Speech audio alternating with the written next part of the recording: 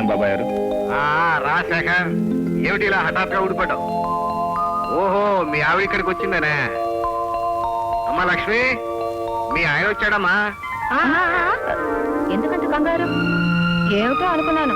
మీ ఆయనకి నువ్వు అంటే వాళ్ళ మన ప్రేమ, అందుకే క్షణం కూడా నిన్ను వదిలిపెట్టి ఉండేట్లేడు. ఉండతయ్యా. బాగున్నావు బాబు? బాగున్నాను పిన్ని, మీరంతా బాగున్నారు కదా? చూడు లక్ష్మి, ఆఫీస్ నుంచి చిన్నగా ఇంటికి వెళ్ళాను, నువ్వు ఇక్కడ ఉన్నావని చెప్పారు. సరాసరి వచ్చి అది కదండి, అతనితో పాటు అమ్మవారి గుడికి వెళ్ళాను, అటు నుంచి ఇలా వచ్చాను. నువ్వు ఇక్కడికి వచ్చావు కాబట్టి మీ ఆయన నిన్ను వెతుకుంటూ వచ్చాడమ్మా. అసలు మేము ఈ ఊళ్ళో ఉన్నట్టు మీ ఆయన గుర్తుందా అని. అదేమిటి మావయ్య, మీ దంపతులంటే ఆయనకి ఎంత అభిమానమో. మీ ఆయన్ని బాగానే వెనకేసుకొస్తున్నావు గానీ మా మీద అభిమానం ఉందని రుజువు చేసుకోవాలనుకుంటే మీరిద్దరు ఇప్పుడు ఇక్కడే ఫోన్ చేయాలి. మనలో మనకే మర్యాదలు ఎందుకు పిన్ని గారు? ఎందుకేమిటయ్యా, నీకా తీరికే చిక్కదు. మాకేమో ఉన్న ఒక్కనొక్క కొడుకు విదేశాలకు పైసలు దొరకని వెళ్ళి అక్కడే సెటిల్ అయిపోయాడు. మీరు ఇంటికి వచ్చినప్పుడేగా ఇల్లు కలకల్లాడేది. మాకు మాత్రం మీరు తప్ప ఎవరు ఉన్నారు చెప్పు. Nice girl. ఏంటి, ఏమైంది? దెబ్బలు వెళ్ళింది? ఎక్కడ వెళ్ళింది? మాట్లాడమే లక్ష్మి, ఏంటి దెబ్బలు వెళ్ళింది? అది కదండి, ఏం జరిగిందంటే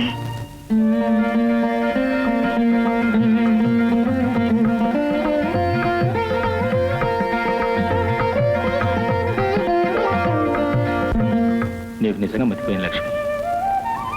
నీ పిచ్చిగానే ఆ ప్రదక్షిణాలు ఏంటి చెప్పు. పిల్లల కోసం అండి. ఇల్లు వాకిలి సిరి సంపద, దేవుళ్ళంటి భర్త ఉన్నా నట్టేంట ఉయ్యాలు వేసుకునే అదృష్టం లేకపోయింది. పెళ్ళైన ఆడదే అమ్మా అని పిలిపించుకుందామని ఎంత ఆరాట పడుతుందో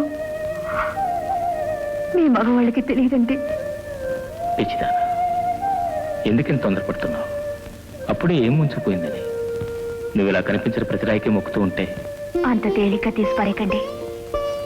ఏ రాయిలో ఏ మహత్తుందో, ఏ పుట్టలో ఏ మహిముందో ముక్కోటి దేవతలు అనుగ్రహిస్తేనేనండి కడుపు పండేది. ఆల్రైట్, మరి నీ ఆరోగ్యం పాడు చేసుకుంటారా? నష్టమేం లేదండి. కాయలు కాయని చెట్టుని నరికేసినా తప్పులేదో, అలాగే పిల్లలు లేకుండా మోడుగా బ్రతకడం కంటే చచ్చిపోవడమే మంచిది. లక్ష్మి, అంత మాటకు లక్ష్మి, అంత మాటకు. సరే, నీ ఇష్టం, నీ ఇష్టం వచ్చినట్టు చేసుకో, కానీ నీ ఆరోగ్యం మాత్రం పాడు చేసుకో ప్లీజ్. నువ్వు లేకపోతే బ్రతకలేను లక్ష్మి, నువ్వు లేకపోతే బ్రతకలేను.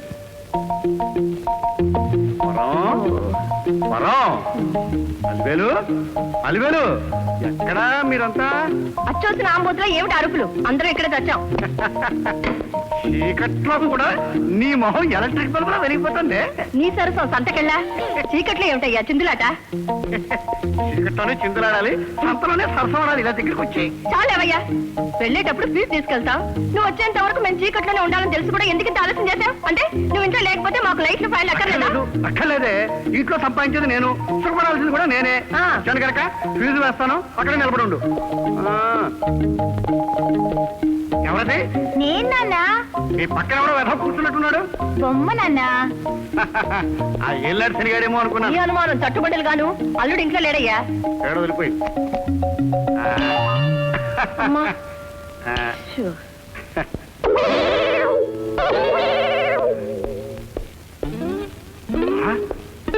లైట్లు ఫ్యాన్లు ఏవే?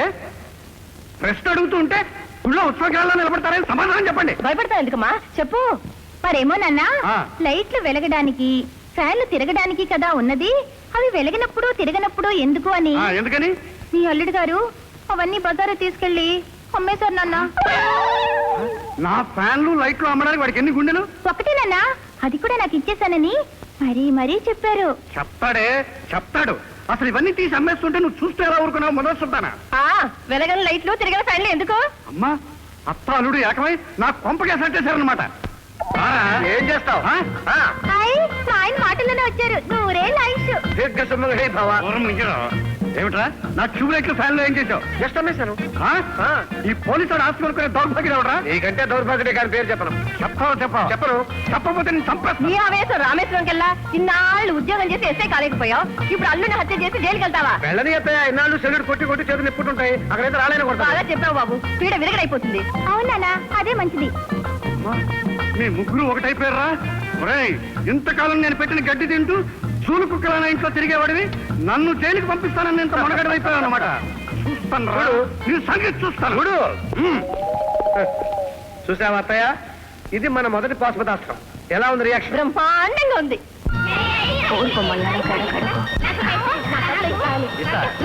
అందరికి అడిగిన అయిపోయి భయ్యా తీసుకోండి.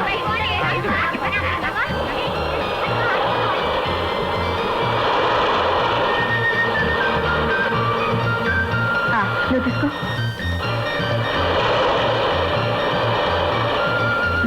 ఇది బాబ్జీకి. బాబ్జీ బాబ్జీ బాబ్జీ బాబ్జీ బాబ్జీ బాబ్జీ బాబ్జీ బాబ్జీ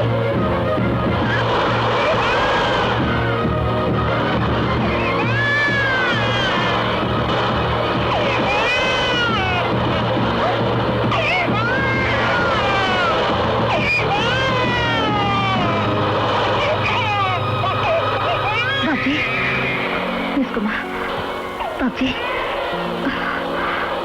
సమయానికి దైవంలో వచ్చి నా బాబ్జీని కాపాడారు. కాస్త అయితే ఇప్పుడు కంగారు పడ్డం కాదు, ముందే జాగ్రత్తగా ఉండాలి. పిల్లల్ని కనగానే సరిపోదు, పెంచడం కూడా నేర్చుకోవాలి. అవునండి, పెంచడమే కాదు, నాకు కనడం కూడా చేత కాదు. అంటే ఈ పిల్లలు నా పక్కేళ్ల వాళ్ళ పిల్లలు. నాకు పిల్లలంటే పిచ్చి ప్రేమ. అందుకే ఇలా బీచ్కి తీసుకొచ్చి వాళ్ళ ఆటలు చూసి నా ముచ్చట తీర్చుకుంటుంటాను. పరాయి పిల్లల్ని మీ సొంత పిల్లలుగా చూసుకుంటున్నారంటే ఎంత గొప్ప మనసండి మీది. మీరు త్వరలో తల్లి కావాలని నా కోరిక. ఇదే నాకు దీవెన. మీ పేరు? రాధ. ఇక్కడికి దగ్గర మా ఇల్లు. మీ పేరు తెలియకపోయినా ఒకసారి పిల్లలతో మా ఇంటికి రమ్మని ఆహ్వానిస్తున్నాను. నా పేరు లక్ష్మి. ఇప్పుడు మీ ఇంటికి రాలేనండి, ఇంకొకసారి వస్తాను. నీళ్లలో తడిచిన వెళ్ళి డాక్టర్ దగ్గర తీసుకెళ్లి చూపించాలి. వస్తాను. చాలా థ్యాంక్స్ అండి. రండి రండి రా.